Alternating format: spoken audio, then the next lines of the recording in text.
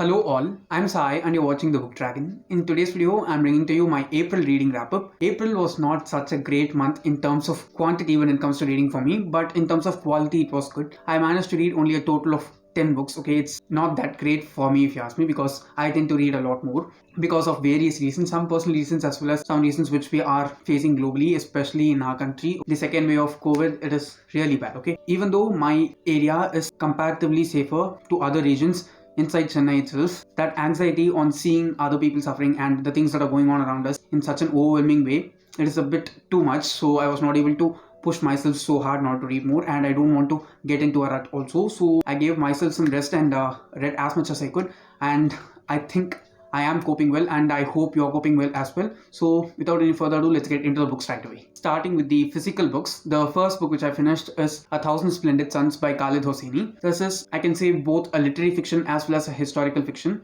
Literary fiction mainly because the story is actually something which can really happen in the world, and it has happened to many people if I'm not wrong. The second reason why I'm saying it is an historical fiction because the story happens starting from the 1970s and all the way through the early 2000s, and I should say this was a really good book. I don't know why I have not read this for these many years. Picking this up in April was a really good decision, and reading it as the first book was also a really good decision. I don't think if I had picked up any other book rather than this one, I would have not been able to even read like 10 books in the past month. I also have a spoiler-free reading blog in which I discuss all my feelings while I was reading the book. I'll link it down in the description, you can check it out. All the other review videos or any videos relating to the books which I'm talking about in this video will be linked down, you can check them out if you're interested. They'll be available below the product links. This book was far better than I imagined, and it was many other things than I expected it to be. It was in a really good way also. So if you're getting into this one, please keep in mind that it has some scenes which have a lot of domestic violence, and if that is a thing which might trigger you in some way or the other, you have to consider it because it is present in a huge amount in this book. And I should say it was a really realistic story, and I was not able to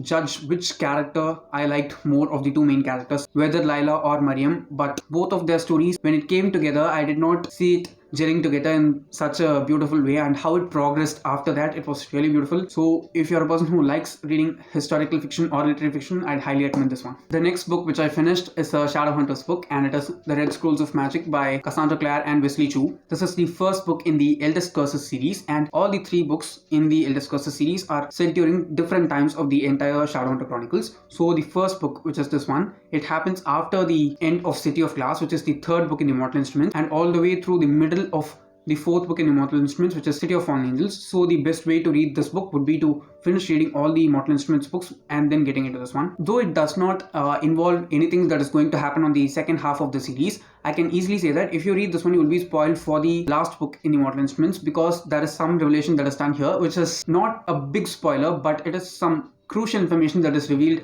during the last 100 to 200 pages of City of Heavenly Fire. We don't get that revealed at all in the Infernal Devices as well as in the Immortal Instruments. So the best way to read this would be after finishing that one. And also the settings in this book were really unique, and they were very different from the normal Shadowhunters books. Okay, it is still having that dark tone and that Shadowhunter flavor overall, but it's very evident that the book is written not just by a single author, that is Cassandra Clare herself, because we can see the shift in the writing style very well. I've seen many negative reviews for this book only, but I should say I thoroughly enjoyed this the whole time. It might be because of the reason that I went in with such low expectations that I thought that it might not be that good as the other Shadowhunters books, but this seemed more like a character study of both the main characters, that is Magnus and Alec. More than Magnus, I think this one was more focused on Alec, and we got to know a lot more about him and how he sees Magnus and what all he's willing to do in order to make this relationship work. All those things were really well fleshed out, and also two other main characters from the sequel series to the Immortal Instruments are also introduced in this one, who are Helen Blackthorn and Aline Penhallow. Both of them come in the Immortal Instruments also, but they don't have that huge a role to play.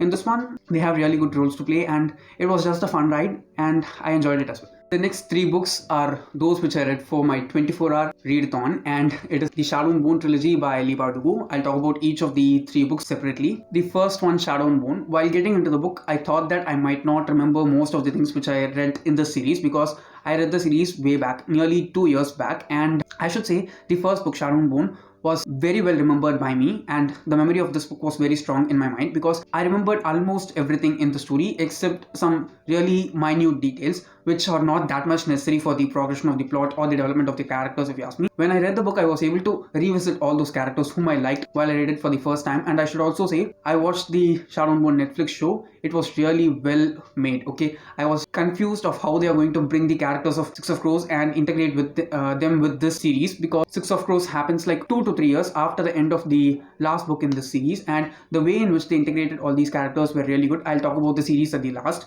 And I should say, as a reread, this was very much worth reading. The next one is Siege and Storm, which is the second book in the trilogy. And I should say, the first time I read the series, this was my most favorite of all the 3 books. And now it is not my most favorite, it's my least favorite, because Ruin and Rising, the third book, is my most favorite right now. And after that, I like the first book. And at last I have this one. The only reason why this is at last is because it is very slow compared to the other 2 books. And it took a lot more time for me to read through this one rather than this one, because this is a bit bigger than this one. And one of the main characters that is introduced in this one, Sturmhorn, he's my most favorite character. And the revelations that we get in this one, and the way in which the magic and this world and these characters are explored, and how we get to know the history of some of the main characters in this one, all those were really well made. But because of the political establishments or the political intrigue that the author tried to provide in this one very strongly, it was done well, but it affected the pace a lot and the story became a bit slow, and that's one of the main reasons why I liked this the least of the trilogy.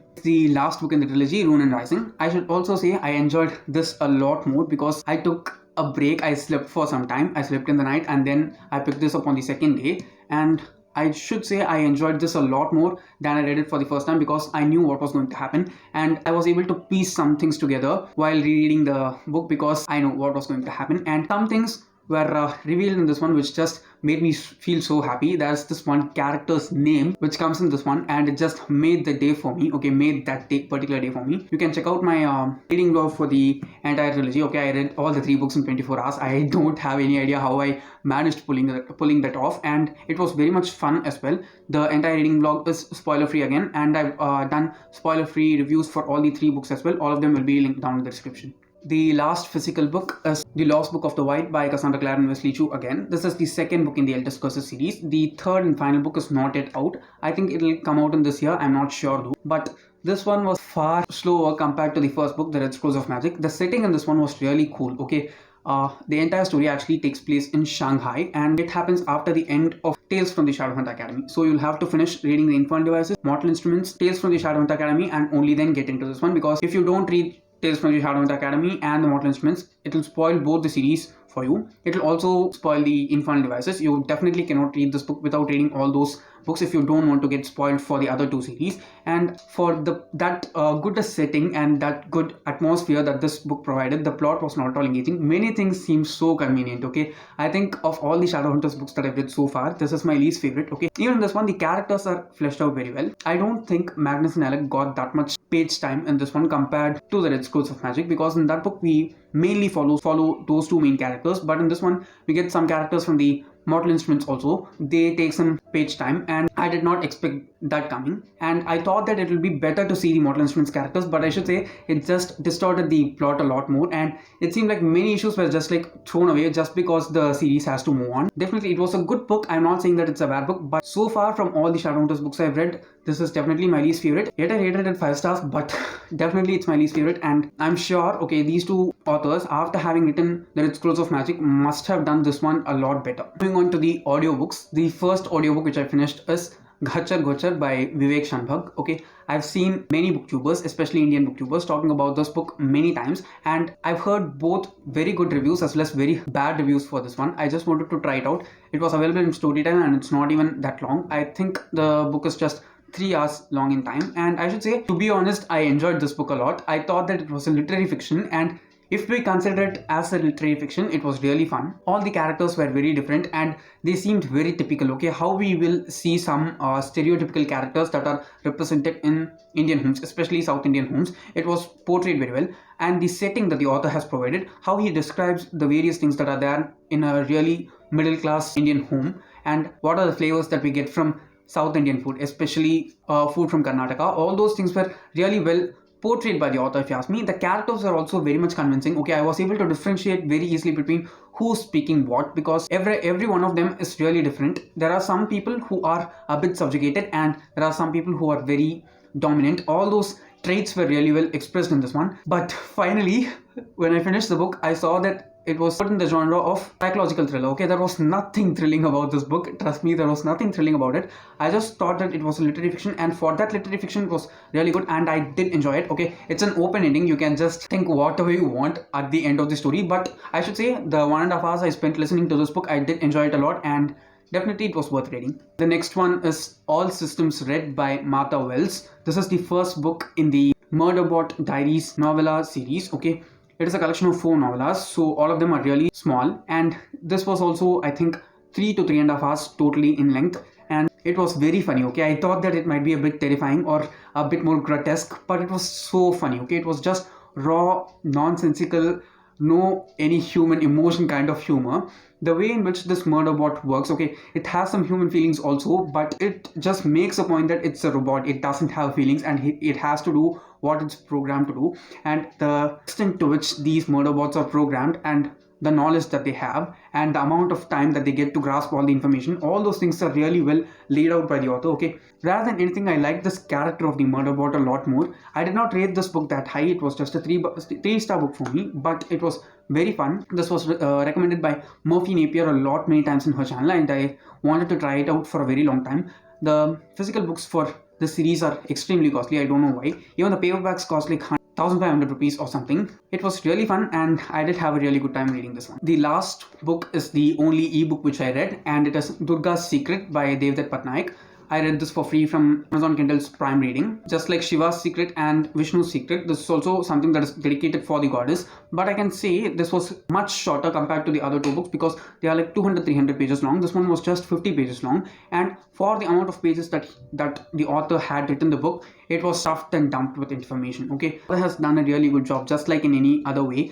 The way in which he writes itself just depicts the amount of knowledge that he has in this particular field and this particular genre of books, and I got to know many things which I didn't know before this. It talks about goddesses and how Durga is worshipped in different parts of the country, and pulling all those together, and what the goddess means as a symbol to each and every region of the country, and how those differ and how they are common to each other. All those things were really represented in this book, and I just enjoyed it the whole time. So yes guys, that's all for today, and don't forget to leave your April wrap up in the comments below, because I'd like to know them. And if you did enjoy watching today's video, don't forget to give it a thumbs up and also share it to your friends. If you want to get more content from me, do subscribe to the channel, because I publish new videos every Sunday, Tuesday, Thursday and Saturday. Thanks for watching, and have a great rest of your day.